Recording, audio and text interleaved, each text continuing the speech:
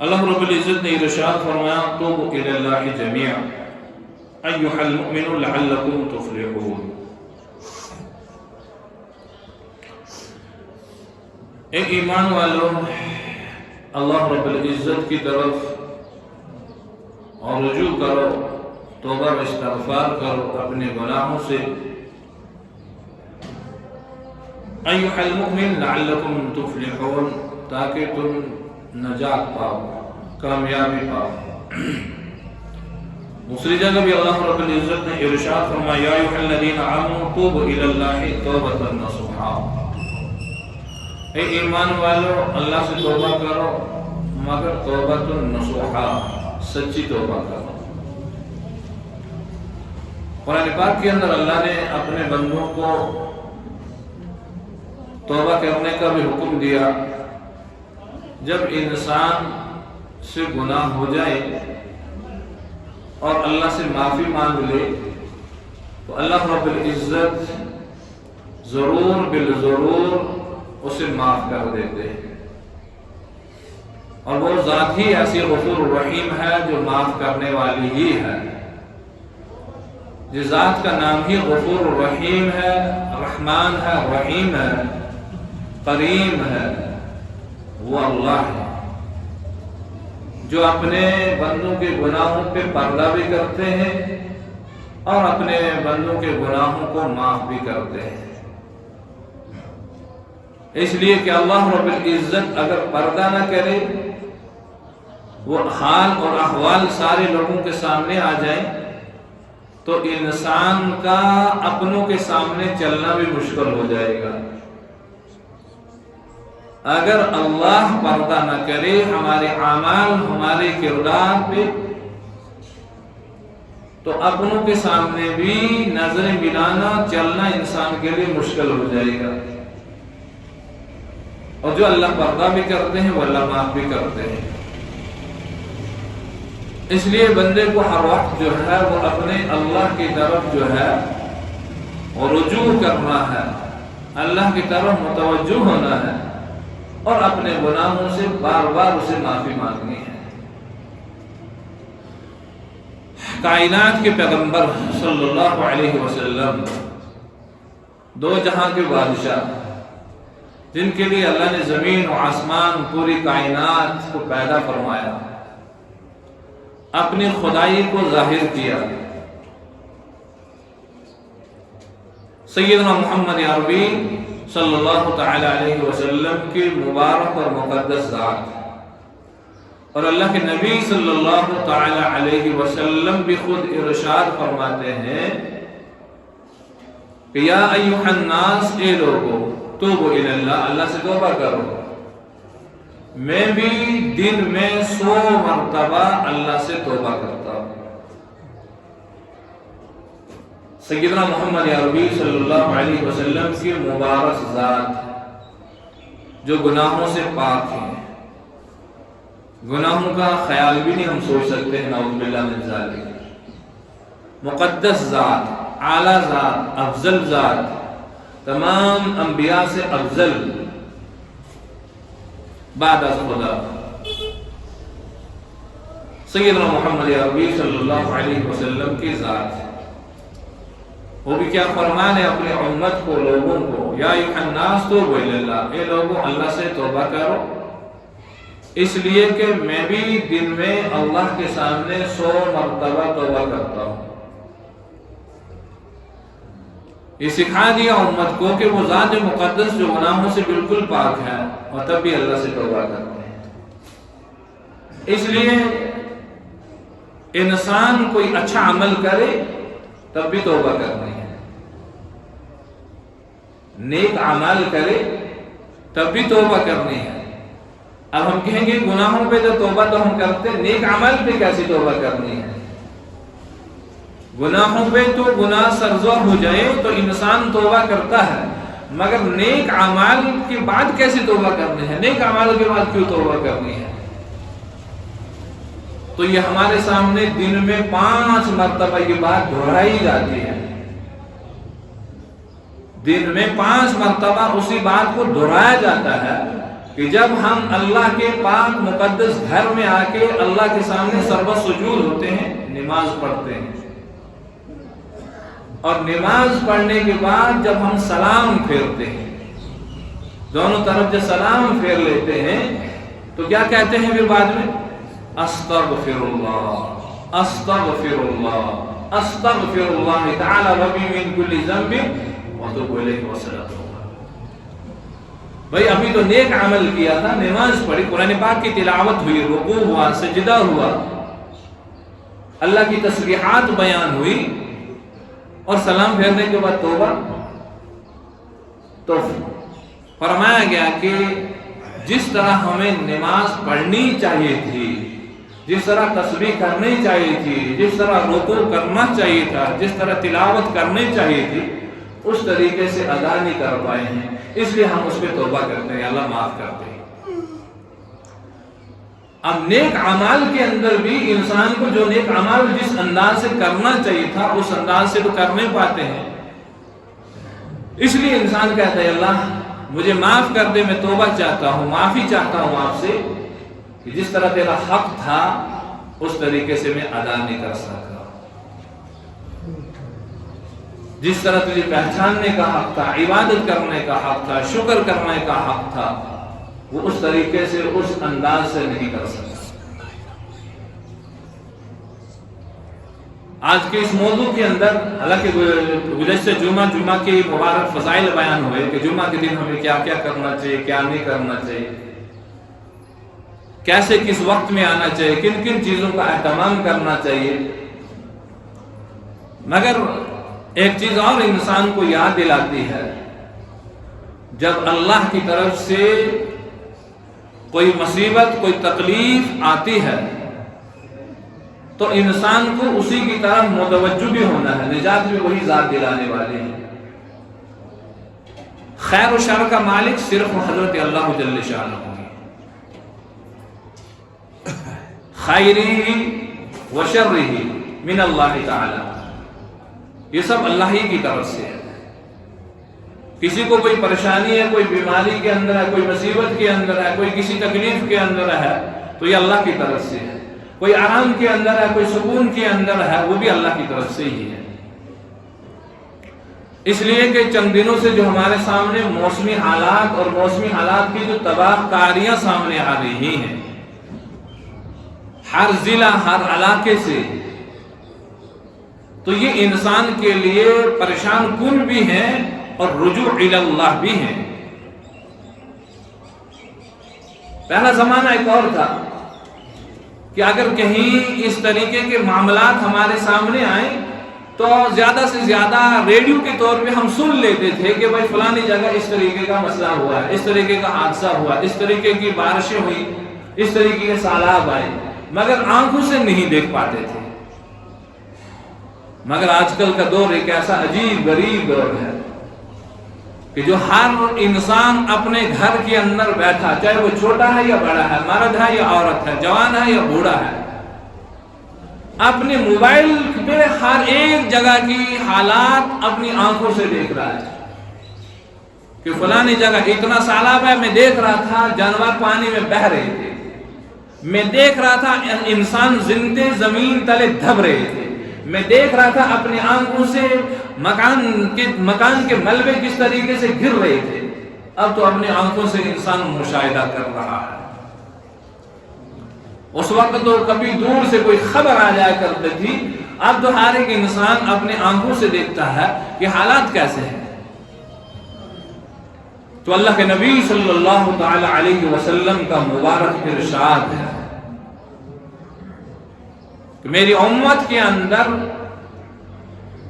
کچھ ایسی چیزیں جب آنا شروع ہو جائیں گی، ان کا ایجاد ہونا شروع ہو جائے گا، تو فرمایا کہ پھر اللہ کی طرف سے آسمان سے اس طریقے سے عذاب اور طرح طرح کی آزمائشیں نازل ہونا شروع ہو جائیں گی کہ جس طرح کے انسان کے ہاتھ میں تسبیح ہو اور تسبیح کا دھاگا اچانک ٹوٹ جائے تو ایک لائن کے ساتھ، کہ تار کے ساتھ وہ دانے نکلنا شروع ہو جاتے ہیں، پھر اسی طرح اللہ کی طرف سے عذاب آنا شروع ہو جاتا ہے، طرح طرح کے عذاب آنا شروع ہو جاتے ہیں،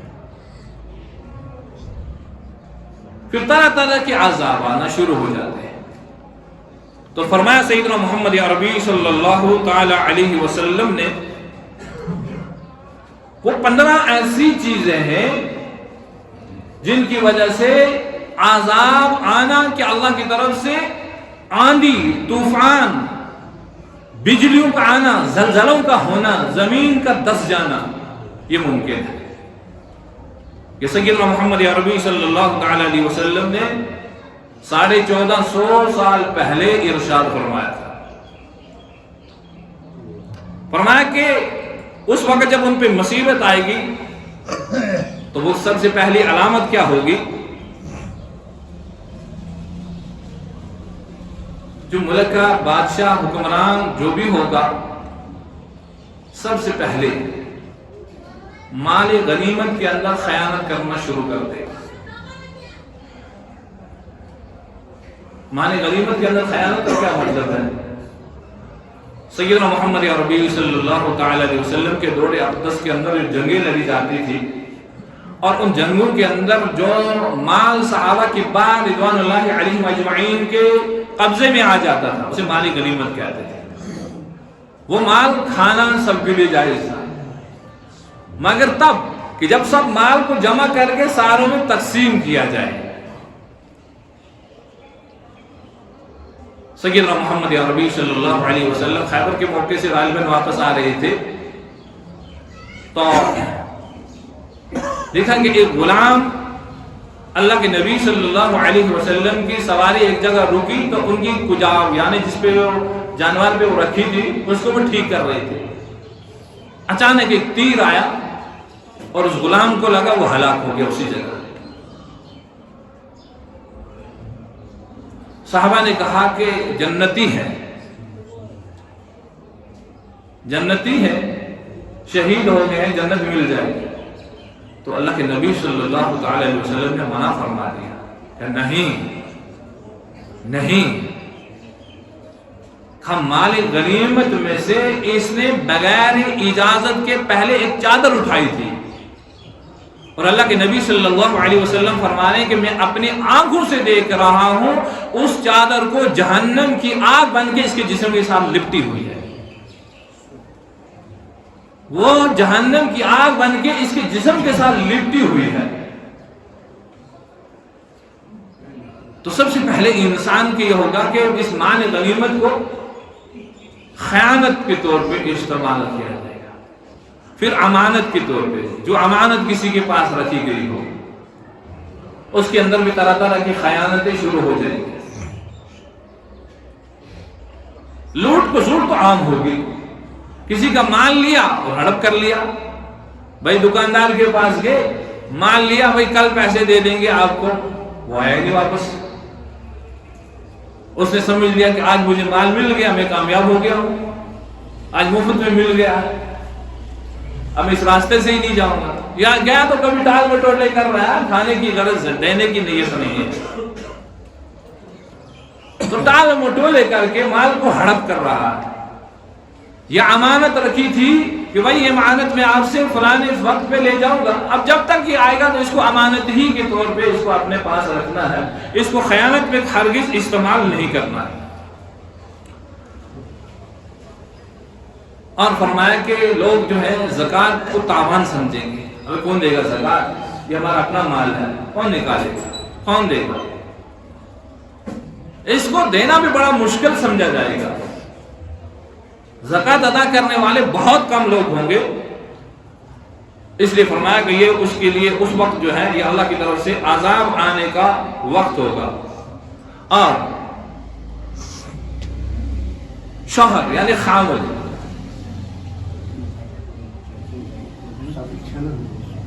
یعنی کہ خاوند شوہر جو ہے وہ اپنی بیوی کی اطاعت کرے گا اور ماں باپ کی نافرمانی کرے گا، یعنی جو اپنی دلہن کو اپنے گھر لائے گا شادی کر کے، بس بیجا اس کی زیادہ اطاعت کرے گا مگر ماں باپ کو بھول جائے گا. یہ مصیبت کا وقت ہوگا. اور اکثر آج کو دیکھنے میں یہ بھی آتا ہے, شادی ہوئی لے کے اپنی ملکہ کو الگ بیٹھ گیا ہے, ماں باپ بیچارے جل رہے ہیں, پریشان حال ہیں, پوچھنے والا کوئی نہیں ہے. بھائی ایک ہی بیٹا تھا, خدمت کے لیے لایا تھا, سوچا تھا بہو آئے گی گھر میں خدمت کرے گی, مگر یہ بھی تو الگ بیٹھے, وہ تو صرف بہو کی اطاعت کر رہا ہے, ماں باپ بیچارے پریشان حال ہیں. اور پھر ایک اور ایسا وقت آئے گا کہ لوگ اپنے دوستوں کے ساتھ بہت زیادہ اطاعت و فرما برداری کریں گے مگر ماں باپ کو بھول جائیں گے. دوستوں کے ساتھ زیادہ تعلقات زیادہ ہونا بھی چاہیے, ٹھیک ہے, مگر یہاں سے ماں باپ کو بھول جائیں گے, ماں باپ بالکل ان کو یاد نہیں رہے گا. اور پھر ایک اور مصیبت کا وقت یہ آئے گا کہ خاص کر جو ہماری مساجد ہیں, یہ تو اللہ کے نبی صلی اللہ علیہ وسلم نے 1400 سال پہلے 1450 سال پہلے کا ارشاد فرمایا, مسجد کے اندر شور شرابہ کھلے عام ہوگا, دنیاوی گفتگو سر عام ہوا کرے گی, کوئی لحاظ نہیں ہوگا, حتیٰ کہ گانے بجانے کی آوازیں بھی مسجد سے آنا شروع ہو جائیں گی. اب کہو گے گانے بجانے کی آوازیں کیسے آئیں گے؟ ہم کتنے لوگ ہوتے ہیں مسجد میں, یہ دیکھو کہ جب موبائل ہمارا بجتا ہے تو کس طریقے کے رنگ ٹون ہمارے موبائلوں سے نکلتے ہیں. کسی نے گانے رکھے ہوں گے, کسی نے نہ جانے کیا کیا آوازیں رکھی ہوں گی, کیا کیا عجیب آوازیں رکھی ہوں گی. اب امام صاحب نماز پڑھا رہا ہوتا ہے, وہ بھی بھول جاتا ہے کہ میں کیا پڑھا رہا ہوں, اس کو قرآن بھی بھول جاتا ہے. تو مسجدوں کے اندر بھی ایسی آواز آنا شروع ہو گئی ہے. حالانکہ فرمایا گیا ہے کہ ہر ایک انسان کو موبائل کے اندر بالکل سادہ ٹون رکھنی چاہیے کہ اگر نماز کے اندر ایسی آواز بھی آ جائے تاکہ نمازیوں کو اس کے اندر کوئی خلل پیش نہ آئے. اور ہمارے موبائلوں سے وہ آوازیں آنا شروع ہو جاتی ہیں جس کے اندر تو صرف گانے بجانے ہوں گے, ڈول ہوں گے, قرآن پاک کی تلاوتیں گونجیں گی, حالانکہ بالکل جائز نہیں, نعتوں کی آوازیں گونجیں گی, بالکل جائز نہیں, کیونکہ جو ہی قرآن کی تلاوت ہوئی نماز کے ہم فوراً دبا کے کاٹ دیتے ہیں, جو ہی نعت کی آواز نکلی فوراً دبا کے بند کر دیتے ہیں. تو مسجدوں کے اندر بھی شور شرابہ جو ہے عام ہو جائے گا, طرح طرح کے عام ہو جائیں گے. اور قوم کے ذمہ دار, قوم کے لیڈر, قوم کے حکمران, قوم کے ایسے لوگ بن جائیں گے جو جاہل مطلق ہوں گے, جن کو پتہ ہی نہیں ہوگا. ایسوں کو بڑا بنایا جائے گا, بھائی ٹھیک ہے یہ ہے ذمہ دار, وہ ہے ذمہ دار, وہ ہے ذمہ دار, بھائی دین کی اس کے اندر کوئی بات بھی ہے اس کو الگ رکھ دو. ایسوں کو دین کے ذمہ دار بنائے جائیں گے, ایسوں کو رہبر بنایا جائے گا, ایسوں کو ذمہ دار بنایا جائے گا جو خود عاجز ہوں گے. اللہ کے نبی صلی اللہ علیہ وسلم نے 1400 سال پہلے ارشاد فرمایا تھا. اور پھر فرمایا قوم کے اندر گانے بجانے کے لوگ عام زیادہ ہو جائیں گے, ہر طرح سے گانے بجانے کی آوازیں آئیں گی, ناچنے گانے کی آوازیں آئیں گی. فرمایا رسول اکرم صلی اللہ علیہ وسلم نے کہ قیامت کی نشانیوں میں سے اور اللہ کی طرف سے عذاب آنے کی علامات ہیں, اللہ کی طرف سے عذاب. ایک حدیث کے اندر اللہ کے رسول صلی اللہ علیہ وسلم نے فرمایا میری امت میں 3 طرح کے لوگ ہیں تو امت کامیاب ہے. فرمایا ایک وہ حکمران جو امانت دار ہیں تو امت کامیاب ہے. ایک وہ جو اپنے مسائل جو ہیں مشورے کے ساتھ طے کرتے ہیں وہ کامیاب ہے. ایک اور مسئلہ فرمایا رسول اکرم صلی اللہ علیہ وسلم, فرمایا پھر الٹا اسی طرح کہ جب حکمران ظالم بن جائیں گے, خیانت دار بن جائیں گے تو امت کی ہلاکت کا وقت ہے. تو امت کو چاہیے کہ اللہ سے دعا مانگے پھر چلے جائے, بہتر ہے زمین کے اندر ہی جانا, رہنا نہیں پسند نہیں. اور پھر جب لوگ مشورے نہیں کریں گے, عورتوں سے مشورہ لیں گے, عورتوں کو اپنا مشیر بنا دیں گے, عورتوں کو ذمہ دار بنا دیں گے, اب یہی فیصلہ کریں گے. फरमाया फिर बेहतर है कि जमीन के अंदर ही चले जाना। फरमाया ये जब अलामतें जाहिर होना शुरू हो जाएंगी तो अल्लाह की तरफ से तरह तरह के आजाब आना शुरू हो जाएंगे। अल्लाह की तरफ से आंधियां, तूफान, सैलाब, जमीन का धंस जाना, मकानों का जमीन ध्वस्त हो जाना, माल का खत्म हो जाना, ये सारा का सारा फिर आना शुरू हो जाएगा, जो आज हम इस दौर के अंदर भी देख रहे हैं। अब इसकी सबसे बड़ी क्या नजात की क्या सूरत है? अब ये नहीं है कि हम कहेंगे कि वहां गुनाहगार हैं तो वहां आजाब आ रहा है, बल्कि हमारे गुनाहों की वजह से हर जगह आजाब आ रहा है। फिर उसके अंदर अच्छा इंसान भी जा रहा है और बुरा इंसान भी मुब्तला हो रहा है। हर एक इंसान को अपना मुहासबा करना है, हर एक इंसान को अपनी गिरबान के अंदर मुंह डाल के देखना है। कल हम एक बड़ी मजलिस में थे, बहुत सारे उलमा किराम थे और उसमें हज़रत मुफ्ती नज़ीर साहब ने नमाज खत्म होने के बाद 2 हदीसें बयान की। मैं 2 हदीसें बयान करता हूं। एक फरमाया कि मुसलमान वो है जो अपने लिए पसंद करे वही दूसरे के लिए भी पसंद करे। मतलब क्या होगा? मैं नहीं चाहूंगा कि लोग मेरी गिबत करें, मैं नहीं चाहूंगा कि लोग मुझे बुरा भला कहें, मैं नहीं चाहूंगा कि मैं किसी बुराई के अंदर मुब्तला हो जाऊं। फरमाया यही तो है, तुम दूसरे के लिए भी सोचो ना। अगर तुम दूसरे की बुराई कर रहे हो, दूसरे की गिबत कर रहे हो और तुम कह रहे हो कि मेरे लिए सारा का सारा अच्छा होना चाहिए, तो कैसे मुमकिन है? और फिर फरमाया कुछ लोग उम्मत के अंदर ऐसे ही शर्पसंद भी होते हैं, बाप हो, बेटा हो, औलाद हो, हमसाया हो, पड़ोसी हो, वो एक दूसरे का एहतराम इस वजह से नहीं करते हैं। बेटा कहता है काश मेरा ये बाप ही ना होता, इसके अल्फाज मुझे सुनना अच्छा नहीं लगते, इसकी वो इखलाक और वो किरदार है। हमसाया कहता है ये इंसान मैं इसकी इज्जत इसलिए कर रहा हूं कि मैं इसके शर से बचने के लिए, वरना इससे दूरी बेहतर है। पड़ोसी इसलिए कह रहा है कि भाई इस इंसान की खसलत ही ऐसी, इसलिए मैं खामोश रहता हूं, अपनी इज्जत ही बचा के बैठा हूं ताकि कोई वहां से दूसरी बात ना कर दे। तो वो इंसान वो चीजें पसंद करे कि फरमाया कि ताकि शोहर भी कहे कि मेरा, बीवी कहे कि मेरा शोहर ऐसा है जैसा दुनिया के अंदर कोई नहीं है, बेटा कहे मेरा बाप ऐसा है दुनिया के अंदर ऐसा कोई नहीं है, हमसाया के मेरा हमसाया ऐसा है कि दुनिया के अंदर ऐसा कोई हमसाया नहीं। जिस तरह हज़रत अब्दुल्लाह इब्न मुबारक रहमतुल्लाह अलैह, जब एक यहूदी ने अपना मकान बेचना चाहा ना तो उसने कहा कि भाई इसकी कीमत क्या है? कहा भाई 2000 दिरहम। कहा भाई ये 2000 इसकी कीमत नहीं है, इसकी कीमत तो 1000 है। तो 2000 कैसे आप कहते हो? इसकी कीमत तो इतनी ही नहीं है। कहा भाई मुझे पता मेरे मकान की 1000 कीमत 1000 दिरहम है, मगर 2000 इसलिए कि मेरा जो हमसाया है अब्दुल्ला इब्न मुबारक की नेक हमसाया है, इसकी वजह से मैं 2000 दिरहम लगा। अगर हमसाया अच्छा है तो ये यहूदी कह रहा है कि मेरे मकान की कीमत इसलिए ज्यादा है कि ये मेरा हमसाया अच्छा है। तो इस वक्त जो हमारे सामने जो मुसीबत के जो आलाम आ रहे हैं, हर तरह से शराबी सूरत है, तबाही की सूरत है।